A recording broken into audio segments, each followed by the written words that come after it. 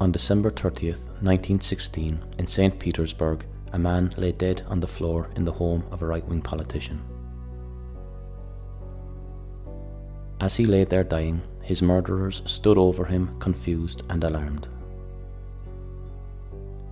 They had set out and planned in advance that that day would be this man's last on earth. What they hadn't planned on, however, was the manner in which his death would occur. You see, 2 years previous to this event, they thought the man had already been killed. He was seriously wounded in a stabbing near his home and wasn't expected to survive the night. It was in the 2 years after that this man's power in Russia grew even further.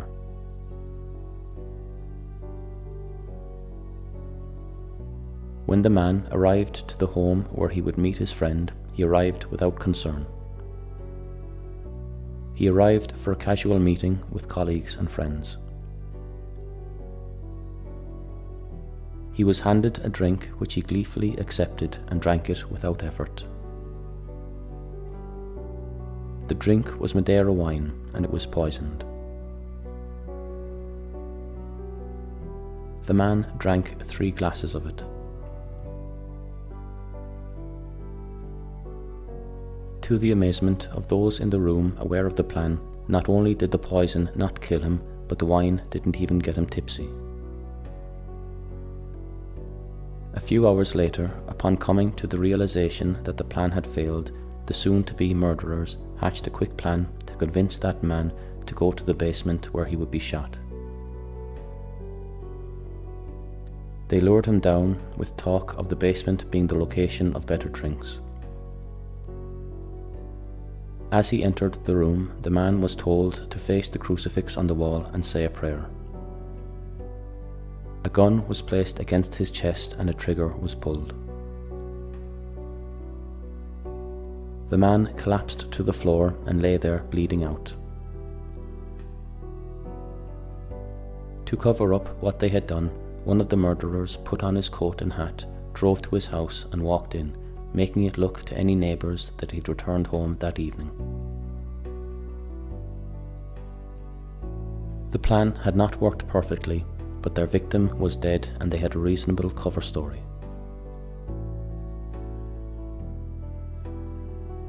They then returned to the room where they shot him in order to dispose of the body. They positioned themselves around him, ready to lift him. As they did, the man rose and attacked them. The murderers were overpowered by him, and one of them ran up the stairs to save themselves. The man chased them up and out into the courtyard. As he ran, one of the other murderers ran to a window, took a steady aim and pulled the trigger. The man collapsed into a snowbank. The murderers ran to where he now lay and shot him in the forehead. They then refused to take their eyes off him as they decided what to do next. Afraid he could return from the dead again, they tied his hands and legs. They gagged his mouth and blindfolded him. They then wrapped the man in a sheet and tied ropes around that too. When they were confident that if he did wake again he would be less of a threat to them, they drove to a nearby bridge and threw the man into the river. This man was once the most powerful man in Russia. He was seen as a Christ-like holy man who was a big influence in the decisions made by the last emperor of Russia. The man's name was Grigory Rasputin, the man who couldn't be killed. It's a relatively famous story, but Rasputin has no Irish family links, at least none that I am aware of. Instead, we go to the Bronx, New York, where a man who did not enjoy the same fame as Rasputin lived. This man was from Donegal, This is his story.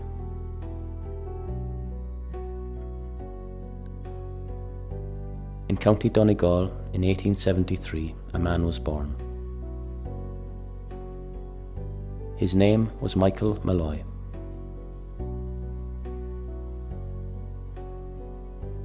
Michael grew up in Donegal at a time when, although its beauty was unlimited, the opportunities in it for a young man were very limited. Michael saved as much money as he could, and when he was about 20 years old, he purchased a ticket to New York. He left behind him a life of certain difficulty and hardships in the hope of opportunity.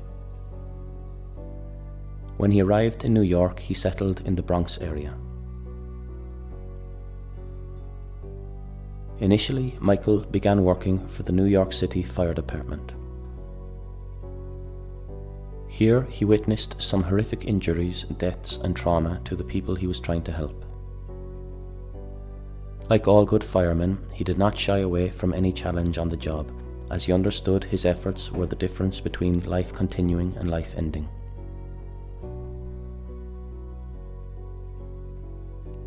After some time in the role, however, the things that Michael saw began to weigh heavy on him. There is, after all, only so much suffering one can witness and manage before it begins to consume you. The day-to-day job was also becoming harder, as Michael began to gain a great dependency on alcohol to help him get through the days and sleep at night. In order to try and save himself, he decided to leave the fire department. Through the Irish community there, he managed to get a job working on industrial machines, moving from factory to factory wherever the work was going. Whilst doing this, his superiors began to notice his work rate and value, and he was eventually promoted to stationary engineer in one of these factories. Things were really looking up for Michael, and his move from Donegal looked more than worthwhile.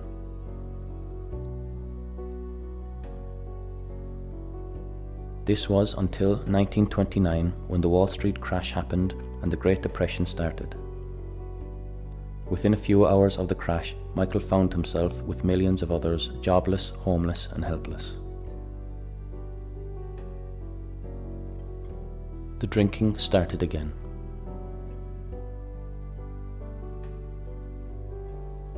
Scéal Fadagar. From the time Michael landed in America and to this point of our story, alcohol was outlawed. From 1920 to 1933, prohibition was chosen to ban the production, importation, transportation, and sale of alcoholic beverages.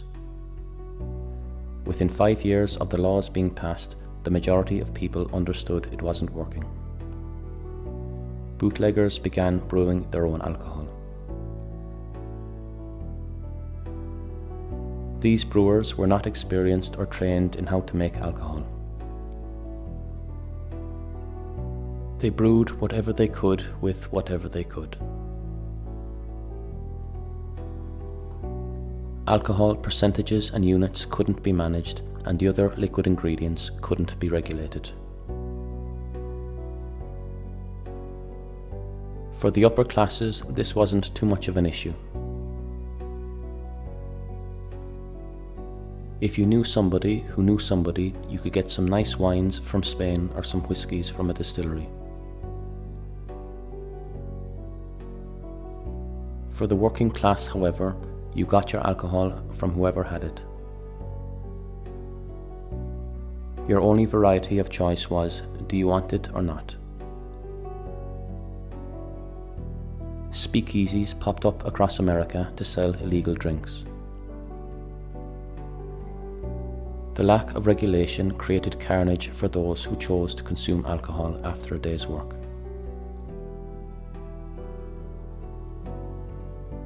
Michael now struggled with being homeless and with his need to meet the dependency of his addiction. He did manage to get some very occasional work around the docks labouring, which helped to finance his addiction. His speakeasy of choice was the Mermaid in the Bronx. Those in the Mermaid didn't appear to be concerned with your background or your status. They had alcohol, and if you had money, you could have it. They even let Michael do some jobs for them in exchange for some drinks from time to time. Being an illegal business, however, the intentions of the owners were not always the cleanest. The bar was owned by an Italian man called Tony Marino. Tony was 27 years old and ran his bar in the back of an abandoned hardware store.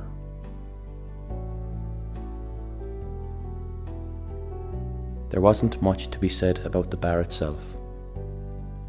It was just a single room with one sofa, 4 tables, and a 12-foot-long plywood bar. Behind the bar were bottles of undistinguished alcohols.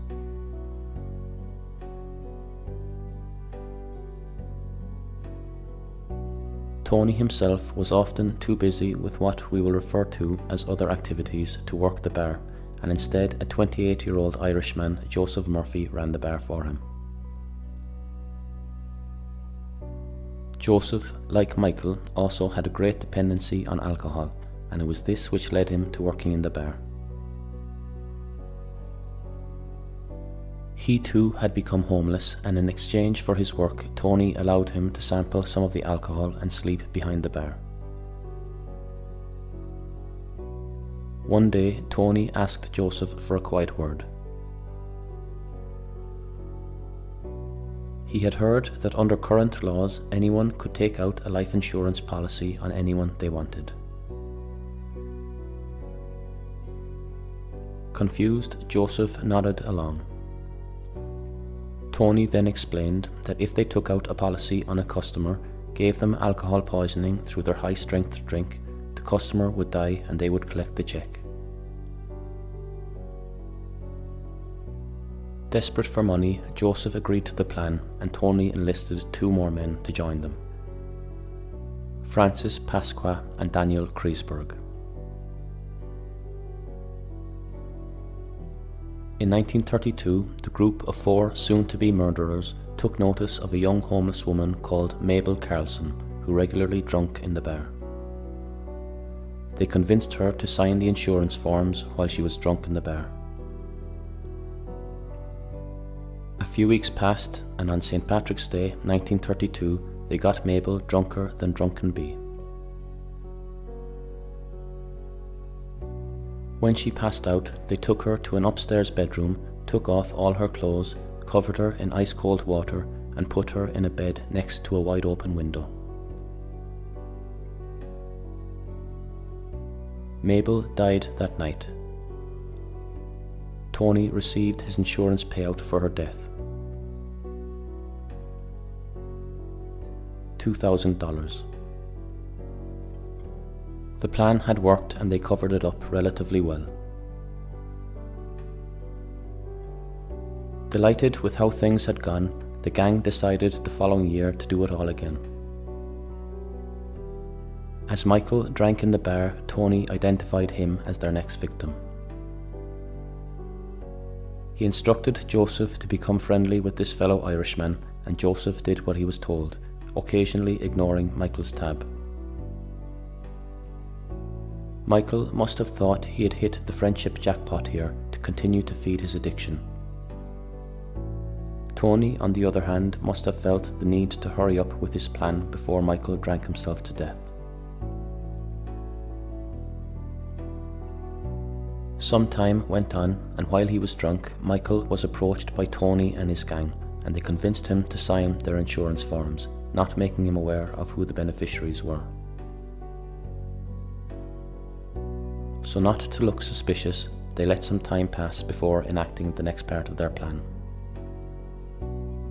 As with Mabel, when the time came, the men surrounded Michael, began drinking with him, and got him into a right jolly state. Over the next few hours, Michael drank and drank and drank. Tony and the others were amazed with just how much he could put away. He was drinking their strongest stuff.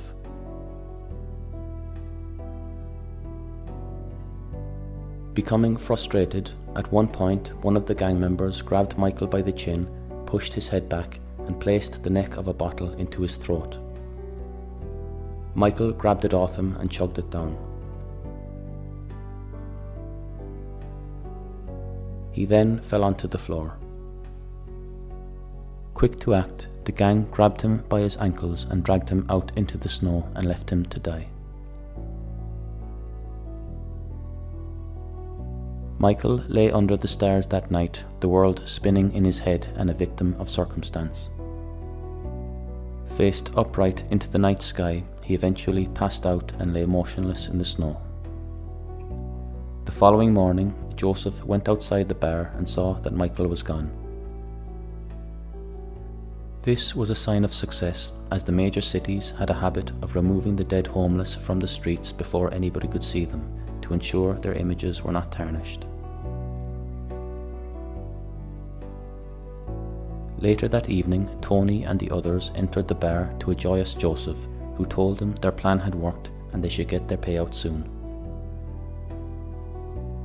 As they celebrated, Michael strolled into the bar, ordered a drink, and sat with the men he thought were his friends. Frustrated, Tony ordered more drinks and they tried their plan again. As the night grew old, again the gang became annoyed with Michael's ability to continue to drink without effect. It was at this point that Tony decided he wasn't waiting around again for Michael to pass out. He was already fairly hungover from the night before. He began to place antifreeze into Michael's drinks in an effort to poison him. Michael began to get sick, and when he started to pass out from the poison, the gang took him outside and left him in the snow. The following morning, Joseph went out to check if he was still there and Michael was gone. Sure, this time it had worked. Later that evening, he told Tony and the others in the bar that Michael was gone, and they were all certain he couldn't survive the poison.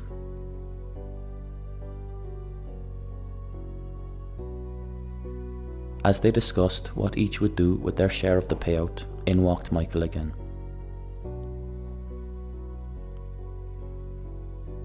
Again frustrated, Tony and the others discussed the idea of just shooting him, but found that their policy wouldn't cover an obvious murder, and their plan of making it look like a self-inflicted accident was still the best way of getting their payout. That night, the drinking started again, but Tony wasn't waiting around. From the start of the evening, he began placing any poison he could find into Michael's drinks. He started first with turpentine, then a mix of horse liniment and rat poison. Michael passed out very early in the night, but as this was a common sight in Tony's bar, it was too early to leave him outside without looking suspicious and without witnesses. As they waited for the bar to empty, Michael woke up and reached for another drink. Tony then began just handing Michael shots of pure methanol. Unknowingly to Tony and his gang, these different poisons were all forming a potion in Michael's stomach, which negated the poisonous effects of each when mixed with alcohol. Michael again passed out. They covered him in cold water and they left him out in the snow. The following morning, with Michael's body gone again, Joseph didn't assume anything. The gang met in the bar again and waited for any sight or word of Michael. They spent the evening staring at the door, waiting for him. Some days passed and nobody had heard of or seen Michael. Tony began to become relieved that his plan had worked and began to move the cogs to get his payment. After he registered Michael as missing, he went to the bar to celebrate with his fellow murderers. As they celebrated, in walked Michael. He explained to them that he had spent the last few nights getting violently sick and wasn't normally like him to be that hungover, he joked. Maybe it was because he was getting older. Tony decided that the drink wasn't working and instead turned to food. They got Michael drunk to dull his sense of taste and smell and fed him gone-off and raw oysters dosed in methanol. They also gave him a sandwich of spoiled sardines with carpet nails inside it. Michael began to get sick, but on this occasion he left himself. The gang again waited for any word of him, but were much more confident that this attempt had worked. He showed up the following day. Again, they got him drunk, covered him in ice water, stripped him naked and buried him under the snow. A few days later, they spotted Michael walking through the Bronx unaffected by what they were putting him through. Furious, frustrated and confused, Tony's gang decided to take a more traditional route. As Michael drank in the bar, a taxi waited outside. As he went to leave, a signal was sent to the taxi, and at 45 miles per hour, the taxi made clean contact with Michael, propelling him through the air. Michael lay on the road, bones broken and bleeding heavily. A group of onlookers went to see if he was okay, but he lay motionless. Soon the police and ambulance arrived and Michael was taken away. 3 weeks passed and there was no sign or word of Michael. Tony filled out the paperwork again and filed for his policy payout. A few days passed and Tony received a letter in the post. The letter stated that the life insurance policy for Michael couldn't be paid out as Michael wasn't dead. He was in a hospital recovering from his injuries. When Michael left the hospital, Tony invited him to the bar to celebrate his recovery. This time, however, when Michael passed out, Tony had a very different plan for him.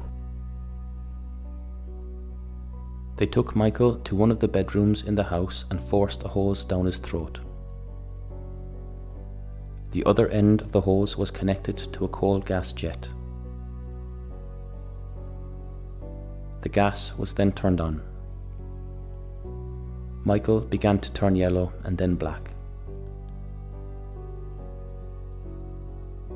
Within an hour, Michael was gone, and all that was left of who he was his earthly vessel.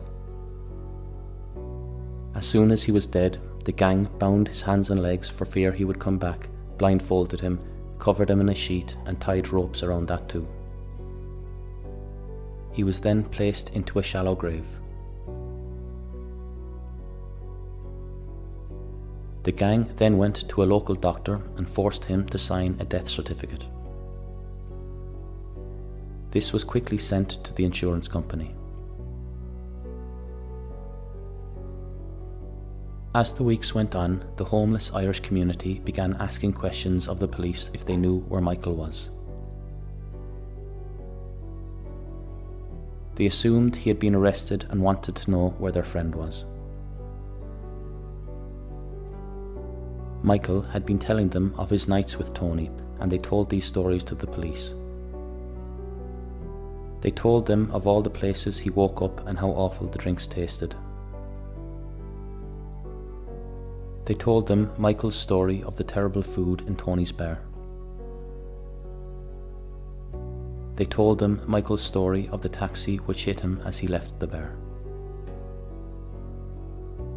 There was only one place for the police to start their investigation. When the investigating police officer discovered that an insurance claim had been placed by Tony, he arrested him and Tony gave up all the others. The gang of 4 were put on trial and sentenced to death by electric chair. The taxi driver was sentenced to life in prison. The doctor was fined $10,000.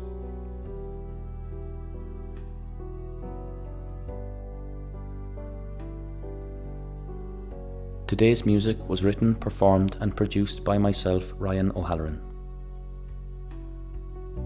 The story was researched and scripted by Oren.